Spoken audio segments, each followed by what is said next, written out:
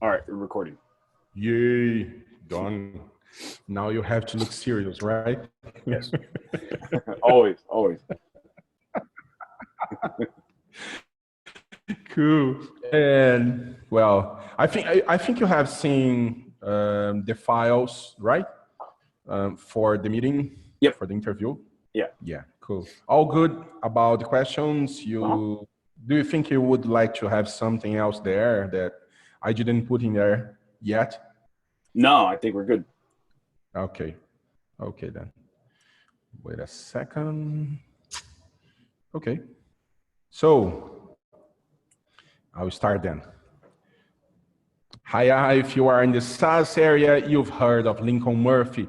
He's one of the top names in growth hacking and customer success and has built successful companies like 16 Ventures and helped loads of them to get better results through CS. He speaks regularly at high-profile conferences and puts out hugely valuable content through his channels, including a huge and complete guide on CS for 2018, which is free on 16 Ventures blog. And he's also written a book about CS. And of course, we here at Superlogica are super excited to get to talk to the CS legend, Lincoln Murphy, and hear about his journey. So how are you today, Lincoln? I'm doing good, man. Doing good. Glad to be here. Yeah, I'm glad to have you here as well. Well, first of all, I'd like to say we are actually very honored to have you here, talking to us in Brazil. We first met last year here at Superlogic Experience, right? Yeah. It was awesome. Yeah. How do you like Brazil? I love Brazil. I think I've been there 12 times now. And 12 times, really? Yeah. In just a couple of years. So it's like my second home. Oh, that's awesome. Really good to hear. And how's your Portuguese going? I heard you taking lessons, right? See? Yeah. It's going good, but I have to get into the right frame of mind, and I'm not there, so it's probably be terrible right now. But yeah, I've been taking lessons for like maybe 8 months now. 8 months. I love Brazil, and I want to be able to communicate, or at the very least, when somebody asks me a question, I'd like to be able to understand it directly from them, even if I have to respond through a translator. In English, yeah, it doesn't matter. But really, it is good to understand, right? Especially now you're getting so much traction here, right?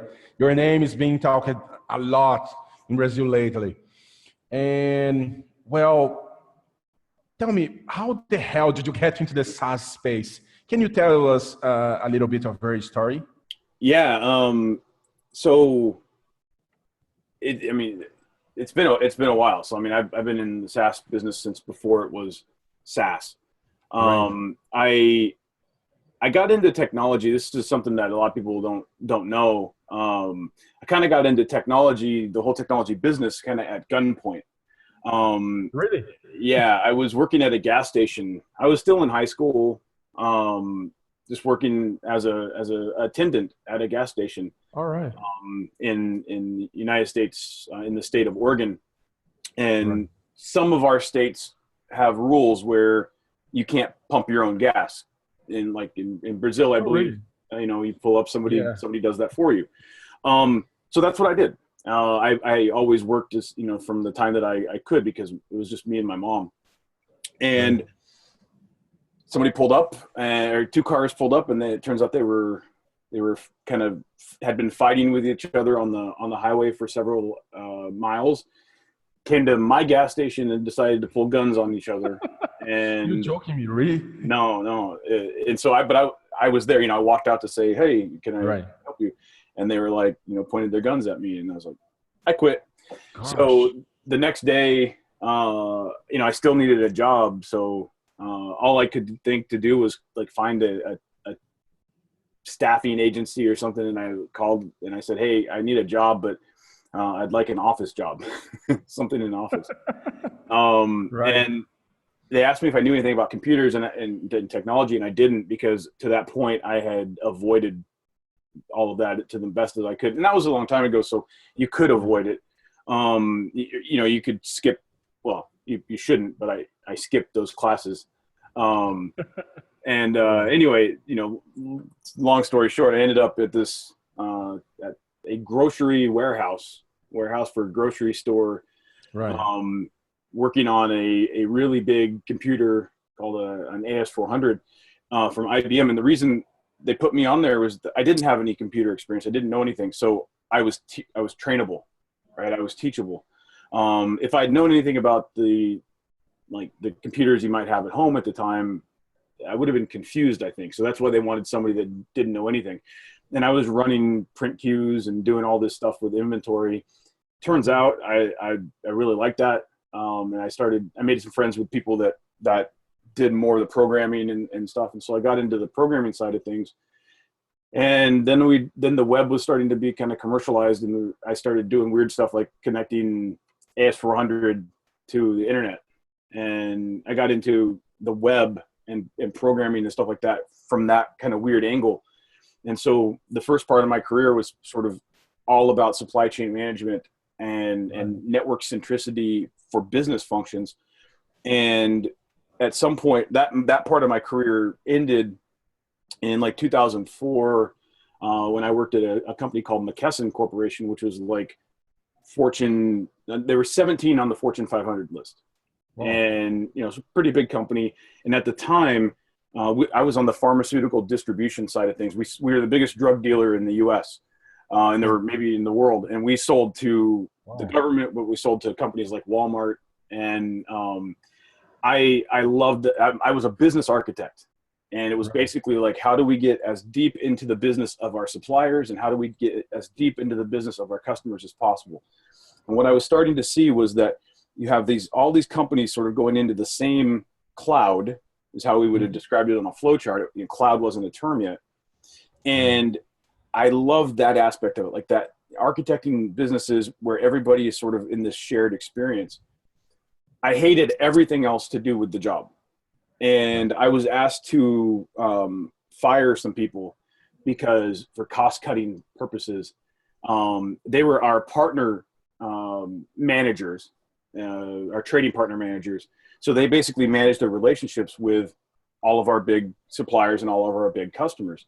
And I said, first of all, that's not why I came here. That's not my job. Second of all, you realize that if you let those people go, those relationships are going to crumble. So here I am in network centricity, like the foundation of SaaS, right? We're all logging into the same product. And also, if you look back, there was some customer success stuff going on there, right?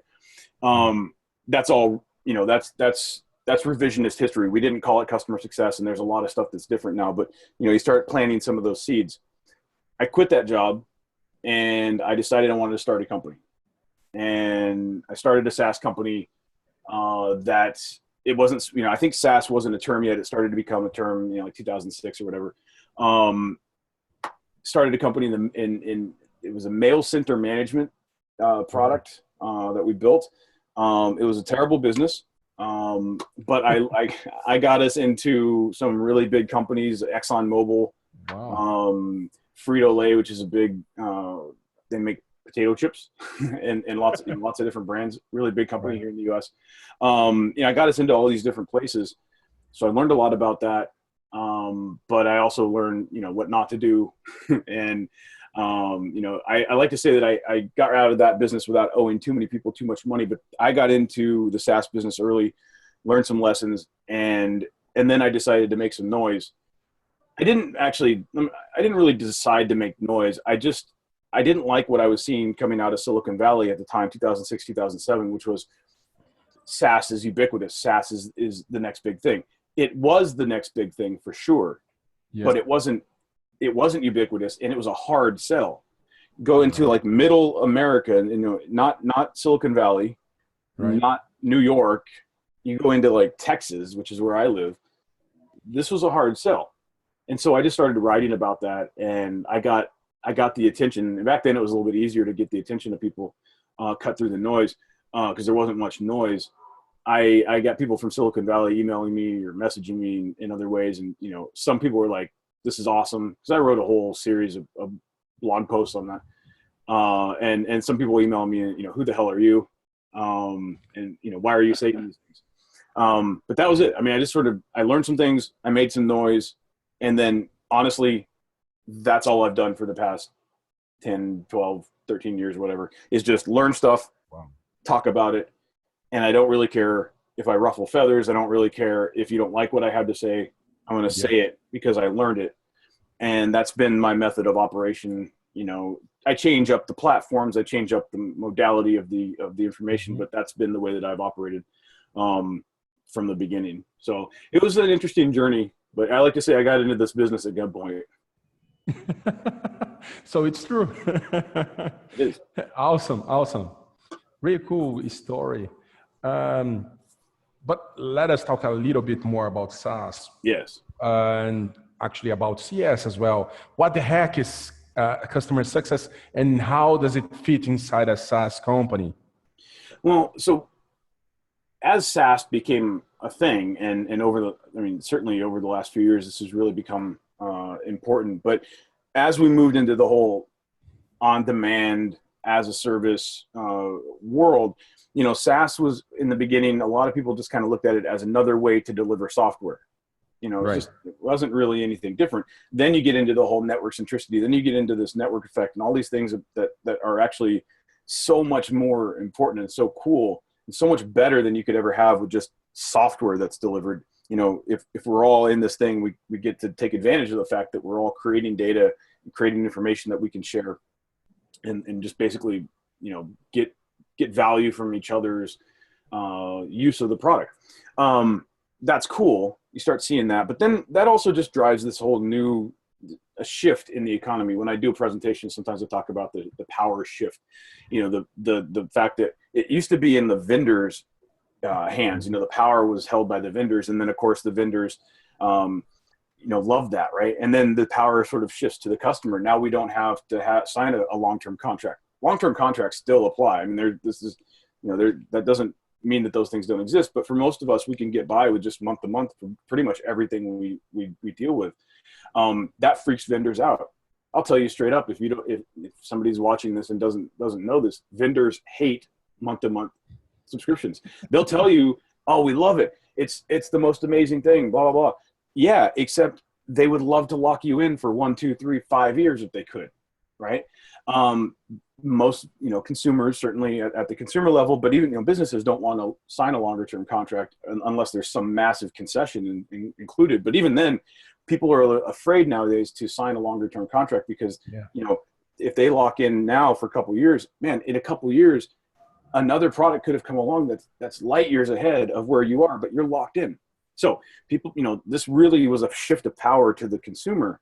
Well, the problem is for the vendor, now the power is in the hands of the consumer. They can leave at any time, right? Well, we know that that's not always possible to leave at any time because you have there's lock-in, whether it's intentional or not. Like if you're using a product and you want to move to another product, you have to figure out how to do that migration, right? So there's lock-in, whether the vendor has made it difficult for you or not. But the reality is there's no contractual reason, you know, to stay with a vendor. So now, since the power shifted to the consumer, the vendor's like, what do I do? Well, yeah, what do? You have to figure out a way to keep the customer to stick around, right? Yeah. And so customer success came from the SaaS world because of a few reasons. One, you have the fact that most SaaS companies of any real size had and have investors, right? They have institutional investors or they have professional investors, which also means they have a board of directors. Most SaaS companies, you know, again, are either subscription-based or have some sort of ongoing sort of contractual agreement. Right. What that means, those two things, you have a board of directors that can look at your numbers, and your numbers are going to very clearly reflect whether or not a customer has stopped doing business with you. So, you know, in a transactional business, it's very difficult to know if a customer has stopped doing business with you, right? They just, you know, my go-to example is, you know, if I go to a coffee shop and I buy a cup of coffee, if I don't tell you on the way out that this is the last time I'm ever going to come in, you don't know. You might think I'm going to come back tomorrow, but You don't know unless I tell you. In a subscription business, I either have to actively cancel or not renew, right? I mean, you will know very quickly whether I'm not your customer anymore. So you have a SaaS company that's mostly subscription-based or some sort of ongoing engagement type of model, and you have a board of directors that's looking at the numbers saying, what's going on here?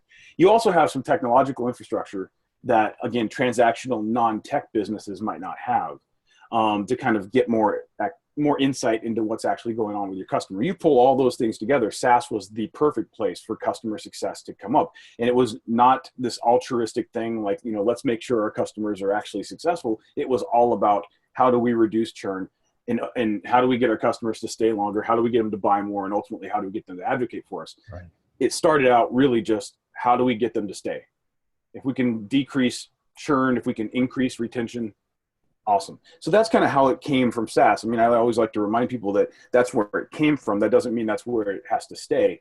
Customer success and all of its things, that go along with it are applicable in any type of business, but that's kind of where we came from and how we got here. Yeah, cool. Real cool. Well, I think now we know what CS is, but I have a question for you. What is not customer success? Well, I mean, so let me give you my definition of customer success first, just so we are really clear on what it is. Yeah. Customer success is when your customers achieve their desired outcome through their interactions with your company. Very simple definition. Don't overthink the definition. I always tell people, especially when I'm in surrounded by really smart people, you're going to want to overthink that. Yeah. Don't. The concept is very simple. Put your energy into actually making it happen, because that's a whole nother story. That's much more difficult. Yeah. I admit that. But the concept is very simple. Our customers have a desired outcome. That's what they need to achieve and the way they need to achieve it. And they're going to achieve that through all of their interactions across the entire customer lifecycle. Which means, bottom line, so to your question, what isn't customer success? It's not when your customer just uses your product. It's not just getting your customer to use your product. It's getting them to be successful through all of the interactions. The main interaction very, very possibly could be your product, right? So the main interaction they're going to have with you is through the product. But there are other things going on outside of that product and outside of their usage of it that you need to be at least have some idea about, right?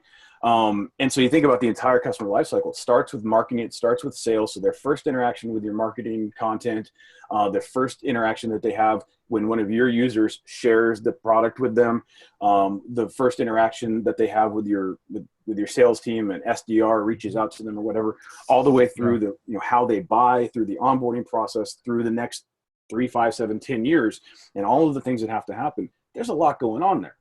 True. That's what customer success is. So what is it not? Well, like I said, it's not just product usage. It's not just another name for customer support. Customer support is very important. But that's reactive, right? That's you're using it, you have a problem, you contact support, or you run into a bug, right? You run into something that's going to stop you from moving forward. So they contact you, you react to that, you open the support ticket or whatever for them, you go solve the problem, and you close the ticket. We're good. That's very important, critical even, but that's not customer success. Customer success is the process, or customer success is that higher level philosophy. Customer success management is the process of taking your customer from where they are today to where they need to go and doing it in the way that is appropriate for them. So it's proactive, right? Or at least it's proactive in that we're going to map out this journey and we're going to do the things that are necessary to get you on, toward that destination. It's reactive a little bit in that if I see that you have gone off the rails, or you've gone off course, I'm going to react to that and intervene and get you back on track, right? So customer success management is all about making sure that you actually do what's necessary to be successful. Customer success is not making your customers happy. And this is a really big deal, because this is one of those things that I get pushback on. People don't like it when I say this. But if I try to solve for your happiness, that is almost an impossible challenge. I want the people that I'm around, the people that I work with, my customers, I want them to be emotionally happy. But oftentimes the customers that never seem happy are the ones that are actually very successful. And they might even be the ones that they'll tell somebody else about us and they'll say great things, but they'll never say that to us because they expect more from us. They want, they're trying to push us. It's crazy. But if you don't understand the difference between successful and happiness, or success and happy, you could start to actually operationalize in a way, create a process that is wrong, that sends you down the wrong path. You could take those customers that don't seem happy and try to make them happy and waste your time and effort and energy and resources on them when they don't need any more help. Right. And in the process, ignore those customers that seem happy but aren't successful. Right? Cool. So you have to understand the difference there. Like I said, I'm not a psycho. I want people to be happy. Sure. But I can't solve for that. I can't make that my goal. I'll tell you this, man. One of the things I've discovered is that, and I kind of came to this realization, and it made sense to me, because you do have a lot of people that are in the customer success world talking about happiness. They're there to delight their customers. Well, the problem is, when you have been hired to do customer success, but you're given no direction, no budget, no authority, no tools, the only thing you can do is try to make your customer happy.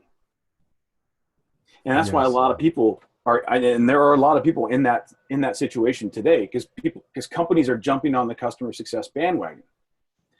CEOs will go off on a retreat with other CEOs or go to do something with their VCs, and people will talk about customer success, and they'll come back and they'll be like, we're now a customer success company. We're going to hire somebody to be our customer success person, or we're going to take somebody from, I don't know, the kitchen, make them our customer success person. Okay. Not that something from the kitchen couldn't do the job, but like, sure, they have no experience and you haven't given them any direction. The only thing they know is, I guess I'll try to make the customer happy. That's a problem. So you see that a lot, unfortunately. So those are a couple things customer success is not. The main thing is to always go back to what customer success is. That's kind of your sanity check, right? That's the thing. If you can go back to that, customer success is when your customers achieve their desired outcome through their interactions with your company. That's what it is. It's everything else is what it's not. Cool. Awesome definition, actually, because I think most people actually wouldn't really think through and just start doing things without any direction, and that's real common. But would you recommend which kind of approach for someone who wants to do that? Like, hey, I want to do CS, I want to do customer success for my company. What's the first step? So two things. One, if you wanted to get into customer success, or let's say you were plucked from another part of the company and it's time, you're now going to do customer success. I always suggest two things. One, why is the company doing customer success right now? What's the goal? If you don't know what your goal is, you don't know why you're doing this, how are you going to know if you're successful? And so what I see a lot of is, again, CEO goes on a retreat, comes back, creates a customer success organization. Yeah. A little while later says it's not working, and either starts to put weird sales quotas on it or revenue quotas, or just disbands it altogether and says customer success doesn't work. Well, how did you know it didn't work? You didn't have a goal for it. Well, when you don't know what it is, when you just are doing it to do it, this is just like any other business function. If you don't know how to measure whether this is working, you won't know whether this is working.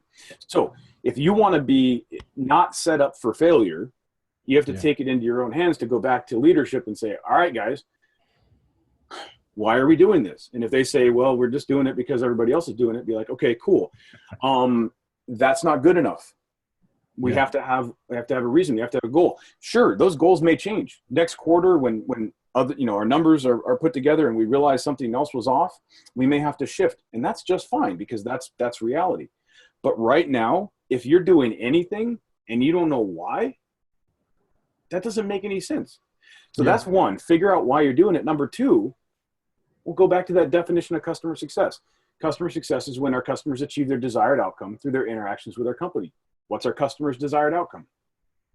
Cool. If you don't know that, how are you going to create an operational plan to get them there? Yeah.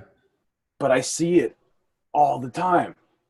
Like, it's so crazy. Like, they don't know what their customer's desired outcome is.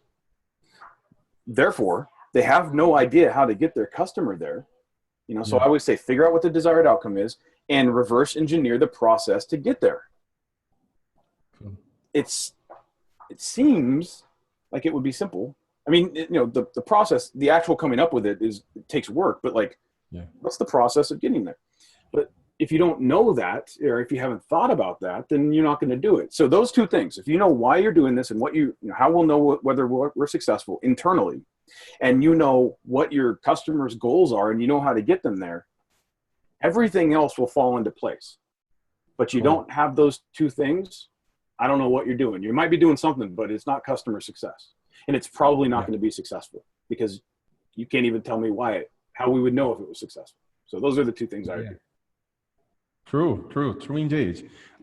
May I ask you actually, what would you see as a difference between marketing and CS? Because I can see a lot of similarities, even when we start with the definition of CS, and marketing looks for the same, right? So both would want the same outcome, both would want to have the same market fit, and that would be the point where you deliver what you have promised, right? So what's the real difference between CS and marketing? Actually, I mean, there's a lot of overlap, like you said. I mean, customer success as a philosophy should power everything we're doing. So we should make sure that from a marketing standpoint, we're getting those good fit customers. We're doing filling that funnel with customers that have success potential. But I think where customer success management falls into place is in operationalizing the process of getting that customer from the time they become a customer, to, well, hopefully they stay a customer forever, but to the time they outgrow us, right? And some of that is going to, some of the overlap is going to continue because we want to continue to market to the customers, right? So there's a whole concept called customer marketing, which is can be twofold. Depends on how you're looking at it. One, it's just marketing to your customers, right? So you have your captive audience of customers, and it's continuing to push, to drive the breadth and depth of their usage, to get them to advocate for you, that kind of thing, to take upsells, right? So they expand. But there's another aspect to customer marketing, which is actually using your customers in your marketing. So, and again, that can be directed towards your existing customers, that can be directed towards prospects in your pipeline, and that can be directed towards, net new contacts. It's just basically taking customers that are successful and saying, what's your story, and kind of spreading that to motivate others. So again, there's a very clear overlap, and sometimes that customer marketing function is actually owned by marketing. The only thing I would say is that we tend to have different motivations and different measurements. Marketing is going to be measured by, I don't know, everything from new revenue, which is pretty rare, to something like sales accepted leads, or marketing qualified lead. Some measure that is really sort of prospect or funnel oriented.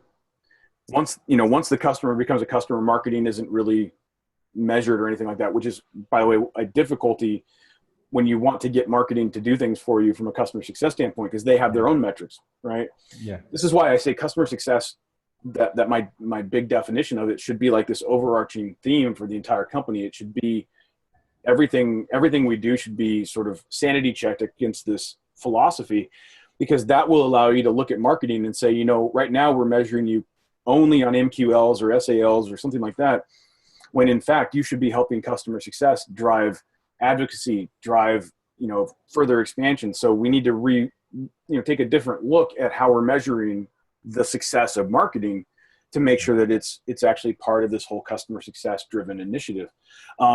But yeah, so I think there's overlap. They're different in that, you know, customer success management is really trying to get the customer to do things, but a lot of the techniques, a lot of the tactics even that we use are going to be similar. I'll tell you what's really similar though, is that we're working with human beings, and understanding human psychology plays nicely into both marketing and customer success. And the more that you understand about the way humans operate, you know, the more successful you're going to be in either of those functions. I tell people, I have a whole list of books that I recommend customer success people read for sure. I really just recommend them to any human, because they're mostly, I think there's only a couple that are specific to customer success. The rest are all about psychology and human behavior. That stuff doesn't change very often. You know, we evolve a little slower than tactics change, than the latest growth hack, right? So the more you can understand about why people do what they do, and I'm not a psychologist, but I play one every day when I try to figure out why people do what they do. And you know, the more you can understand about that, the better you're going to be at your marketing job, and the better you're going to be at your customer success job. Yeah, awesome, awesome. I'd see some similarities with growth hacking maybe. And of course, I think you have something to say about that as well. But before, let me ask you, what's the importance of data analysis for CS? Because, well, you were saying about data and metrics, and I think it might be very important, but I'll add that to you. I'll hand that to you. Just tell me. It's very important. What I just want to, I've never seen a situation, I shouldn't say never, but you rarely see a situation where lack of data is the problem. Usually it's an overabundance of data, and just not knowing what to do with it. So again, you know, I want to go back and start the process with what's the desired outcome of our customer. By the way, as soon as you start looking into the desired outcome of the customer, what, you know, their required outcome, what they need to achieve, and their appropriate experience, or how they need to do that, you start seeing that, well, I can't lump all of our customers together. They're not the same. They're going to have a different, even if they all share the same required outcome, there's going to be a few different groups that all share a similar appropriate experience together, but they're different from the other customer types. So we need to start segmenting our customers in a more, in a way that's more meaningful. And that's, like I said, based on appropriate experience. You're going to be able to see that in the data. But there may be situations where you don't have that in the data, and you just have to go out and discover that with your customers. But lack of data is not usually the problem. Like I said, it's looking at it the right way. And so we have to figure out what is the desired outcome of the customer, and how do we get them there? So I said earlier, you know, if you're a SaaS product, one of the great things is you have access to sort of what's going on with the customer. But I sometimes see that as a crutch. So I always challenge SaaS companies when they're like, oh, you know, we're doing customer success because we can see what our customers are doing. I'm like, okay, cool. So you have active customers. Do you have any active customers that churn? Yeah. Okay. So active is clearly not the only indicator that they're going to stay or they're going to go. See, I always say at the very least, don't just look at activity, look at meaningful activity. So again, here's our customer's goal. Here's where they are. What has to happen for them to be successful? What, you know, if we have data in how they're using the product, what activities, you know, and if they're active, but they're not doing those core things, that's a problem. But we also have to take into consideration that even if they go through the process and they use the product in the way that would seem like they would be being successful, there are things that maybe happen outside of the product, or happen in the product but are sort of outside the scope of our role, the thing that we can actually provide. So the example I always give is email marketing. I can get a list of email addresses and I can upload them to an email marketing platform. I can go in, create a headline, write the email, I can send the email, and that's the process. If you are the vendor and you're looking only at activity, and actually looking only at meaningful activity, would you say I'm successful? You might. Yeah, they did. This person did exactly what they needed to do. But remember, I didn't sign up for your email marketing platform to send an email. Right. Sign up for your email marketing platform to get something, more people to my event, people to buy this thing that I'm selling, whatever. Yeah. Did I achieve that? Right. So you look at things like, you know, do I know how to write a headline that gets people to open the email? Do I know how to write good copy? Did I link to a landing page that actually was any good? You know, I could write the best email, but if I link to a landing page that either doesn't work or just is terrible, I'm not going to get the results. So you have to say, are we just the software tool, or are we here to really help the customer achieve their desired outcome? And here's the thing. I always say this: customer success has two goals. One, what we've already talked about, is make sure your customer achieves their desired outcome. Two, if they don't achieve their desired outcome, that they don't blame you. So what I mean by that is, I got it. You use the product and you sent the email, but you didn't get the results you wanted. Well, what I want to make sure is I give you resources to go learn how, here's a webinar with an expert subject line writer. Here's a webinar or a video series or a course or something with, somebody that knows how to write copy or design landing pages, or here's some designers that you can hire, something to let you know that you're going to use the product. But if you don't achieve your desired outcome, it wasn't the product's fault, right? So at the very least, what you'll do, and this isn't just trying to put the blame on the customer. It's saying, look, you have to understand where our joint accountabilities are. We've provided the platform. We've done all this. We're giving you the resources necessary to do this. We just can't write the emails for you. So we're going to tell you exactly how to do that. Go teach you to do this. If you don't follow the best practices and everything, you're probably not going to get the results you're looking for. Why that's important is if I can convince you, and it's really just managing expectations, right, from the very beginning. But if I can get you to believe that we're in this together and that you have some part of this that's on your plate, then maybe next month you'll stay and try again next month rather than quit. So my goal is to make sure you're successful, which means I have to get you to keep trying. But if you believe that the product has failed, why would you stay? You're going to quit. Yeah. And if you look at the email marketing world, why I give that example is that a lot of the movement, a lot of the activity in the email marketing world is not new people coming in and doing email marketing for the first time. A lot of it is movement between vendors. And what's interesting is, and I saw this firsthand because I actually had 1 year I worked with like 8 different email marketing companies. So I got to see some really interesting stuff. You have basically people giving up one platform for another that's almost identical because they think they're going to get different results. Right? But they're not, because it's not the tool, it's not the product, it was them. And the vendor that realized that and took advantage of that knowledge that they had and provided customers with options. And that's where I came up with the term success gap, because there's a gap between the functional use of the product and your desired outcome. You're using it, you're doing everything necessary, but you're still not getting that you're not achieving that goal.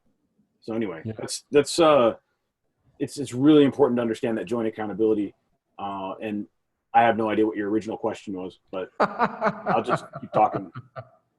Yeah, we're talking about data analysis. Data, yes. Yeah, it's very important, but you have to understand it in context. Yeah, definitely. I think actually that makes a lot more sense, because when you talk about data, you are just talking about numbers, and numbers aren't all, but you have to have empathy, the feeling, and the contact with people. At least I believe that, especially from a growth point of view, because if you do not connect with people, you are no one, and Absolutely. They don't care. Now we're all selling, at least right now, we're still selling to human beings. So again, that human connection is really important. I'm not saying that's simply, it's not an either or thing. Like that's a replacement for data. Sure. It's just, you have to look at everything in context. I saw somebody say something about, data analysis should be like 30% of your customer success, something. I was like, yeah, where does that even come from? There is no right or wrong answer. I mean, I think everything should be data driven to the extent that we have it, but it just has to be in context. And there's lots of different inputs that we can, like I said, lack of data points that we can measure is never going to be the problem. The problem is just making sure we're looking at it the right way. And I'll tell you, if you're looking for a data point to get started with, look at this. Is our customer doing what's necessary to be successful? If you don't know that, I don't care how sophisticated your data model is and all these different data points you have, if you're missing that one key thing, and you know what? You might have to get really creative with how you pull that data in, because maybe it's not just in the product. Maybe there are things outside of it. I don't know. You have to be creative, put on your thinking cap. But if you're missing that one key data point of, are they doing what's necessary? The rest of, if you go with anything else, I don't think you're going to get the results you're looking for. Yeah. NPS is one of the metrics people normally would go for just to try to understand the success of the customer. Yeah. What do you think about that? And if you think it's worth it, how do you think it should be conducted? I think NPS is severely overrated. Is it? Yeah, it's not customer success. Right. It's not a customer success management tool in and of itself, or framework in and of itself. Here's the deal. NPS was created when we didn't have a lot of information about our customers. It's actually not that old. I think it was created in like 2000, 2001, something like that. Right. It was created for enterprise rent-a-car, not enterprise software. It was created at a time, like I said, when we just didn't have a lot of easily available data points. I think we still probably had a lot of information about our customers. We just didn't know how to look at it right. It's basically, I don't want to badmouth it too much, because there's a lot. It's like badmouthing a religion, and I'm not going to get into that. I'll just say, if you're going to use NPS, right, just be careful with how you use it, be consistent with how you use it, and understand that it is only one input. But if I didn't see with my own eyes on many occasions, companies with high NPS and high churn, and companies with low NPS and low churn, if I hadn't seen that myself, then I maybe would give it more credit, but I don't see the correlation. I look at, you can give me, if I ask you if you're going, how likely are you to refer a friend? You might be a fan of my product. You might be a fan of the experience. And then you might also be on the way out because we're just not meeting your needs, or you're not being successful with us. Yeah. Those are two different things. And I think that people just bring too much to try to correlate that in ways that doesn't work. It may be a good measure of the experience. Right. But use that just as that one input on one part of the desired outcome. Yeah. I've seen loads of marketers and growth hackers attributing everything to NPS. Like even Sean Ellis, when you read Hacking Growth, you see there, and he's like, he's just doing NPS and attributing market fit to that. And you start to think, hey, but like not every company is the same, and this is not maybe just gonna work for everyone. Absolutely. And just be careful with we don't know the whole story. Sure. We also know that at one point he was trying to sell a product that did that. Yeah. So that's true. That's follow the money. I got nothing bad to say about him. But you're right. And what you say, it's everything is different. We have to look at everything the right way. Yeah. And I would just don't put too much into it. But I've seen some companies where that is their core measurement. And what's going on is a lot of times they're gaming the system. You'll have a customer service rep or somebody being like, hey, if you don't give me the highest score, I'm going to get fired. Okay. You're joking right? me, right? No, that happens. Seriously? Oh, dude, that happens a lot. So just be careful. Don't put too much stock into that. And again, if you don't know what's going on actually with your customer, and you have the ability to know truly what's going on with your customer, how they're using the product, spend your time there, focus on that. You know, NPS is something different. Right, cool. And how do you think a SaaS company can lower their churn rate and increase retention? Because, well, that's the main thing, right? Yeah, well, it depends. So I always say if the only thing you focus on is churn reduction, you'll always have churn to reduce. Yeah. And the reason I say that is because churn is just a symptom. Okay. It's a symptom of an underlying disease.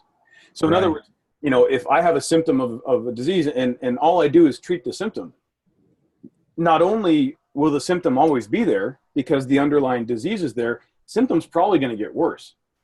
I'm going to keep trying to treat it. You know, how do you treat churn? You offer discounts, other concessions, you make promises, but you know what? Those don't actually solve that underlying problem. That underlying problem is that your customer is not achieving their desired outcome. Right. So that's why customers. You come back to the same thing as NPS, right? Well, yeah. I mean, in that it can't be the main thing we focus on.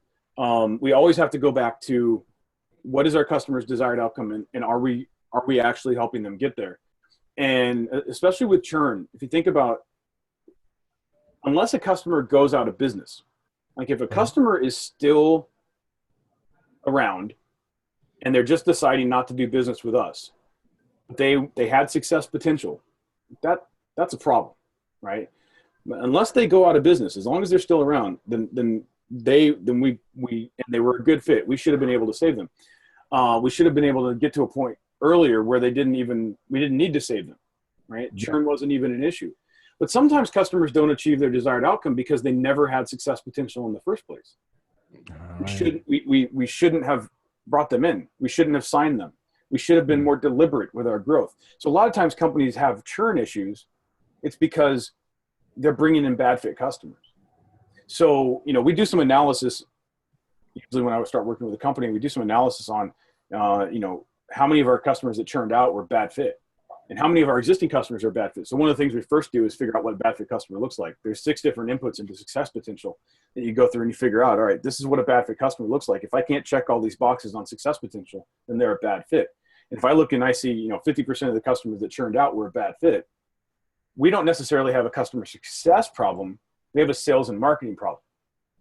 Right? Because sales and marketing are bringing in bad fit customers. Marketing is filling the funnel with customers that are a bad fit. Sales is working then to close those bad fit customers.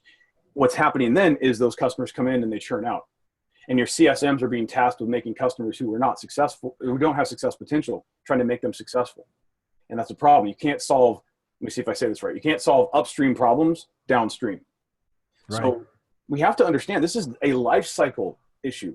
Churn is the end of the life cycle. Customer success is the entire life cycle. Cool. We can't just go in and try to fix that last thing. Yeah. If there's other stuff leading to that. So, you know, I think that's a really, I mean, if you take nothing else away from our discussion today, you're listening to this, like, just remember that churn is just a symptom of an underlying disease, and that disease is your customers are not achieving their desired outcome. Oh, that's perfect. That's good too. Actually, to everyone, not just in SaaS, but in any kind of business, right? Absolutely, absolutely. Again, we just, you know, customer success is still very popular in the SaaS world. It's starting to move into other types of businesses, but right now SaaS is still where it's primarily focused, but for the reasons we gave earlier. But it applies everywhere. Yeah, cool. And Lincoln, I hear you talking about a lot about customer success driven growth. Can you tell us a little bit more about what is it and what does that do? So I just want to make sure that everybody always keeps in mind that customer success is a growth driver. So it's not just about reducing churn. It's about, well, let's put it this way. if you want a more valuable company, you want better valuation metrics, right? Which go into literally, figuring out what your company is worth. If you want more efficient growth, if you want all those things that we really want out of a company, the way to get that is to make sure your customers stay longer, buy more, and advocate for you, right? So that advocacy drives more efficient growth. Your customers are bringing in customers, you go viral, whatever. Customers stay longer, right? Just right there. If a customer stays longer, just continues to do business with you longer, but doesn't even pay you anymore. You don't raise their prices. They don't buy more. Their lifetime value goes up, right? So now theoretically, we could actually spend more to acquire a customer. So if we spent the same, we're going to get it paid back, sooner ratio wise. Mm-hmm. We could actually we could be allowed to spend more to acquire a customer. And if I can outspend my competitor, I'm going to win, right? Yeah. And if I can outspend the competitor and then get that paid back sooner, that's even better. And I can do that if the customer buys more while they're my customer.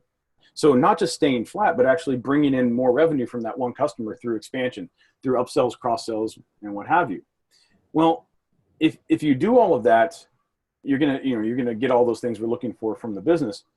But if you do that in a customer negative way, it's just not sustainable. It's not going to work. Eventually, something's going to catch up to you. So, trying to force product on customers when they don't need it, all the way to doing just really nefarious things like charging customers for stuff that they didn't sign up for. Don't do that stuff. That's bad. If you understand, though, that your customer is always evolving, they're always growing, they're always changing, how can you grow with them? How can you evolve with them? Understand logical points along the way where it makes sense for them to buy this add-on or add more capacity or expand into another part of their business, right? Or advocate for us. Understand what the logical progression is, and at the right time, based on where they actually are on their success trajectory, intervene with an expansion offer or intervene with an advocacy ask. Then you're growing with them. And that's what I call customer success driven growth. We could exponentially grow the value of a customer in a way that makes them actually happy to be a part of this. So, emotionally happy, like they're looking forward to this growth. That's amazing. But that means we have to know our customers. Yeah. And that means being logical about how we segment those customers, really getting to know them, really understanding. But, if you want to, I'll put it to you this way. If somebody came in and said, hey, in the next calendar year, or next year, I don't know, whatever, next couple of quarters, we want to grow the value of our accounts by 25%. All right. That might seem like kind of high. Oh, yeah, that's crazy. But what if I said, if you really understood your customers, you could do something like 10x the value of your customers? Yeah.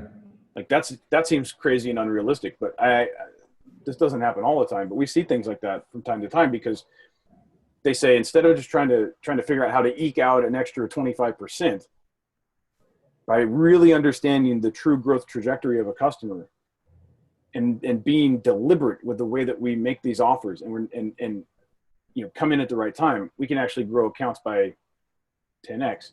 But here's the thing, and I think this is something that's really important. And I think you'll dig this. Some people say, well, why can't I just make offers to all my customers? Like, we're coming up on the end of the quarter. We need to hit our number. Let me just send a message and try to get. Some people will buy and some people will just ignore it. And we're good. What they don't understand, and I'm sure, you know this better than most people, when you send messages or, you put things in front of people when they don't want them, what are you doing? You're teaching them to ignore you. So in customer success, I want to make sure that I'm actually teaching you to listen to me, teaching you to trust me, teaching you that when I send you a message, you should read it, or you should listen to it, or you should watch it, or whatever the modality, because it's valuable. So I always ask people this: how are you teaching your customers to ignore you? Oh, I guarantee you. Big, man. Yeah. So you stop doing that. Think about the customer. Put everything in their perspective. This is not, again, being altruistic. This is not about, let's just make the customer happy. No, this is about growth. This is about exponential growth, potentially. if we do this right, everybody wins, and everybody wins big. So this is not just a nice to have. This is a growth engine. Yeah, awesome. Really cool. Really cool. What do you think? Well, we spoke a little bit about some of the mistakes that most people do, but what do you think are the biggest ones that SaaS companies make during your consulting, or that you have seen around? Yeah, I mean, there are two things that I've already talked about in detail, so we don't need to go into them too much. But sure. One is just not knowing what success looks like for your customer, right? Yeah. So that's a really big deal. So not knowing what their desired outcome is, and then from there, of course, if you don't know that, you can't operationalize. That's just, I mean, period. The other thing, and maybe this is even the first one, because if all you did was fix this, I think whether you have operationalized customer success or not, things would be better. And that is, stop signing bad fit customers. Oh. And if the only, and sometimes, oh, you're telling me not to close deals. Yeah, I am. Stop signing bad fit customers. And if the only way you can be a company, or the only way you can be a salesperson, a successful salesperson, is by closing bad fit customers, then you don't really have a business, or you don't really deserve to be working here, because you're setting everybody up for failure, including the customer. Wow. So, I mean, right. So, and if the only way you can be a business, if your market, if your total addressable market only exists because, or as bad fit customers, in other words, you take away the bad fit customers and you're not left with any real business opportunity, guess what? That's a result. There's no business here. Go do something else, because you're building a business off of a lie, off of a scam. I'll call you out. I mean, if that's what you're doing, you're just scamming people. Cool. Go do your thing. I'm not going to work with you. I can't help you.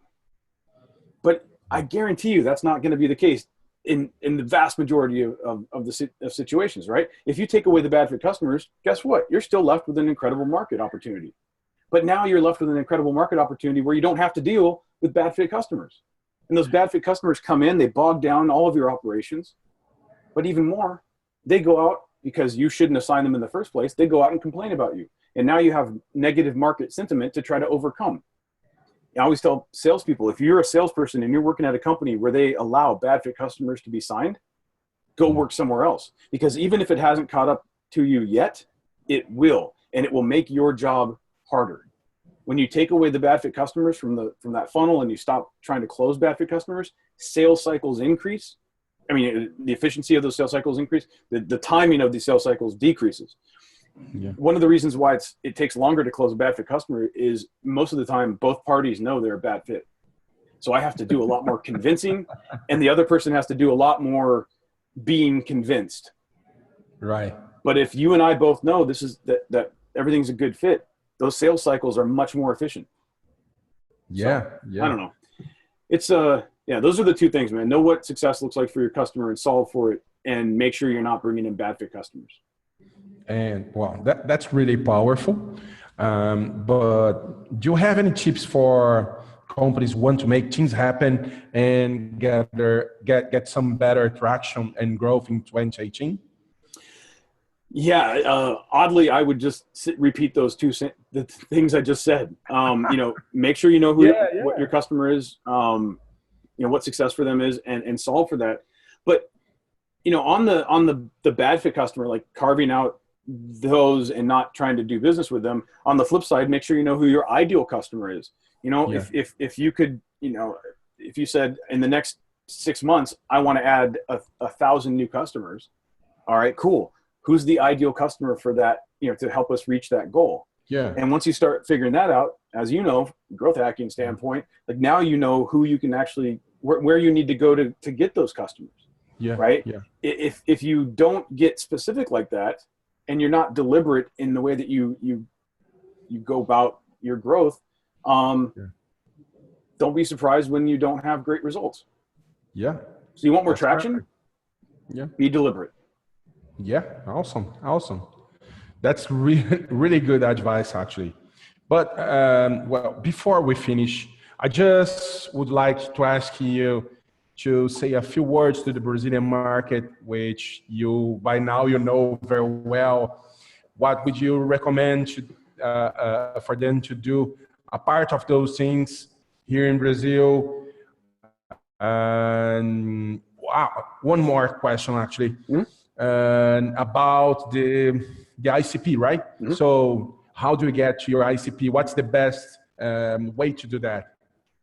Well, like I said, my definition of ICP, or the way that I look at it, is not, this is the only type of customer that we'll ever do business with, or even this is our ideal customer going forward forever. This is just for this goal and this time frame.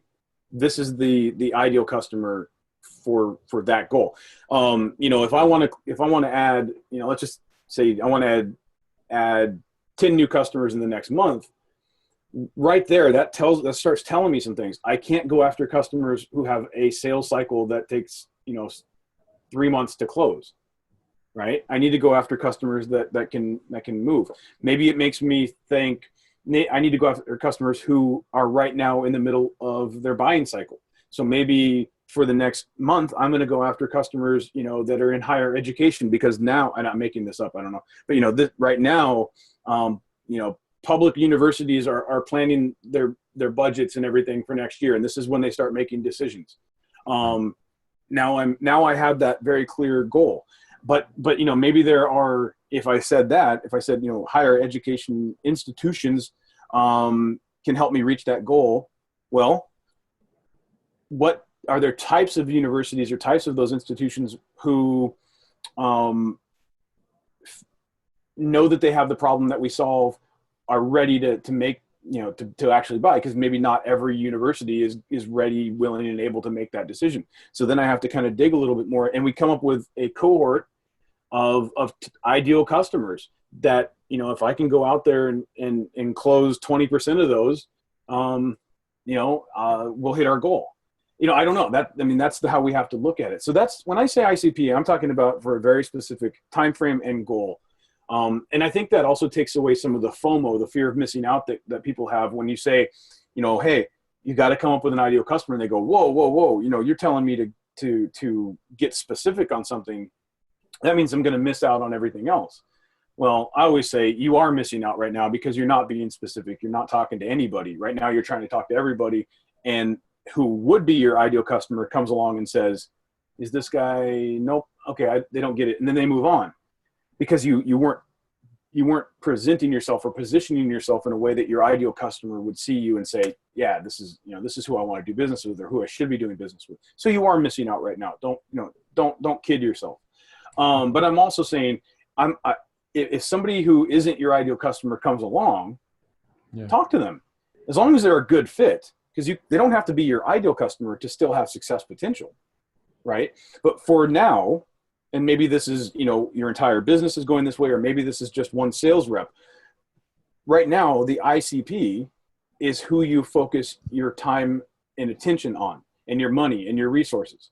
That's who you're going after. But again, if somebody else comes in and raises their hand and say, I'd like to talk to you about your product, as long as they have success potential, I'm not saying tell them to go away. Yeah. And I'm also not saying that this is the ICP that you're going to lock down for the next 3 years. No, just whatever your goal is. So that helpful? Yeah. Totally helpful. Okay. Really. Cool. Man, I just like to say thank you so much for your time. Yeah. We know you are very busy, and even so, you took some time out for us. I really appreciate it. And well, I'd like to ask you, tell me how people can follow Lincoln Murphy. Where can they find you? And of course, if you want it, this is the time for your pitch. You can follow me on Twitter at Lincoln Murphy. I'm on Facebook at Lincoln Murphy Shares. I'm on LinkedIn. Just follow me. I'm everywhere, and I share stuff to all the different places. 16ventures.com is my website. That's where I publish, any in-depth stuff. I publish little things here and there on LinkedIn or Twitter. but if I publish anything in depth, it's going to be on 16ventures.com. And the customer success book that I wrote was just published in Portuguese for the Brazilian market. So in Brazilian Portuguese, and came out, I think it was published last month. So starting to get some really good. I'm sorry? Yeah. I didn't know that. Oh yeah. It was just released. So we're gonna start promoting it. So I mean, there's a good pre-sale on it though. I think we hit number 1 on Amazon for a little bit. So but that's just awesome to see that. I think, I'll take a little bit of credit for my own book, I guess, but like having done enough work in Brazil for that to be the second market that we launched that book in, it's pretty cool. There's enough demand for it. Yes. And so I think customer success is going to start getting a lot more exposure outside of just the startup and the startup and tech communities that it's sort of been in Brazil. So I'm very excited about that. Yeah, awesome. And do you think you would have any offer for the Brazilian market actually, so you can give it like a discount for Brazilians wanting to know more or to learn about your book or learn about CS? Do you have anything about that? I know we didn't program that. No, that's okay. I don't. So I mean, we can get into the whole way that book works. I'll be honest. I didn't even know it was being published in Brazil until it was announced for pre-sale. So because this was one of those things where we went through, this was not a self-published book or anything like that, right? So the publisher in the US is Wiley, so a well-known business book imprint or whatever. Whatever. They sold the rights or whatever. They gave the rights to a publisher in Brazil. All of a sudden, so I mean, I think it's really cool that it's being published there. I'll get some publicity out of it. Yeah. No, and I don't know that I get anything additional out of it. I think the publisher gets all of that. So it's not a money-making thing for me, but that also means I have no rights over it. Yeah. But but we're doing stuff like this. We just gave everybody an hour of oh my gosh, that's true. That's true indeed. So, and so much value. Yeah. It was worth it, I think, not just for me, because for me it was awesome. But definitely for everyone else who was watching and was seeing everything you had to say and just learning and getting value and more value. I hope so. I really, really, really appreciate your talk. And I still we have some feijoada, right? So next time you're here, bro. Yeah, I hope that will happen on Superlogic Experience, right? Yeah. Yep. And then you are here, and I'll pay that. Okay. That's a deal, man. Then, thanks a million for your time. All the best to you, and see you soon. Definitely. Thanks, man. Appreciate it. Cheers. Bye-bye. Bye-bye. Ciao, ciao. Ciao, ciao. Oh, man.